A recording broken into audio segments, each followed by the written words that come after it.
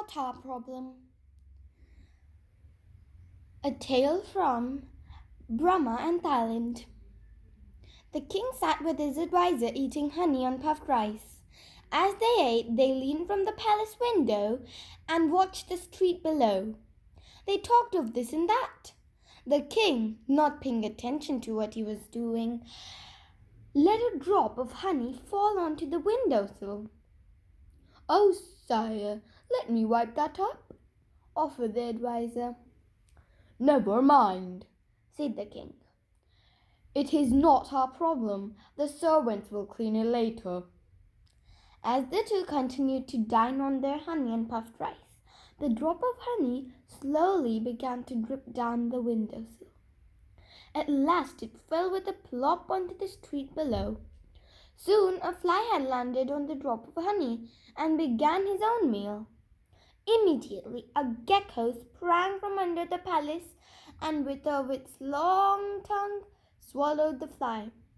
But a cat had seen the gecko and pounced. Then a dog sprang forward and attacked the cat. "Sire, there seems to be a cat and dog fight in the street. Should we call someone to stop it?" "Never mind," said the king. "It's not our problem."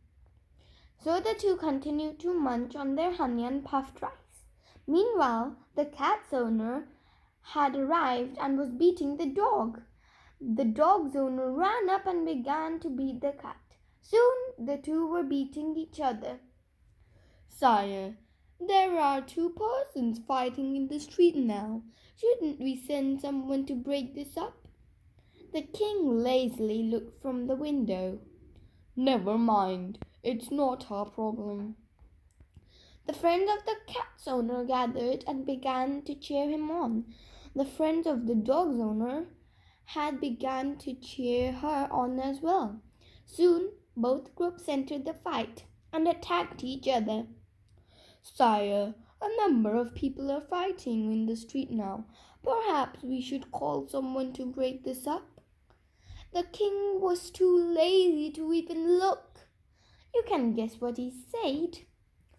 "Never mind, it's not our problem." Now, soldiers had arrived on the scene. At first, they tried to break up the fight, but when they heard the cause of the fight, some decided to side with the cat's owner, others sided with the dog's owner. Soon the soldiers had joined the fight too. With the soldiers involved, the fight erupted into a civil war. Houses were burned down, people were harmed, and the palace itself was set afire and burned to the ground. The king and his adviser stood surveying the ruins. "Perhaps," said the king, "I was wrong. Perhaps the drop of honey was our problem."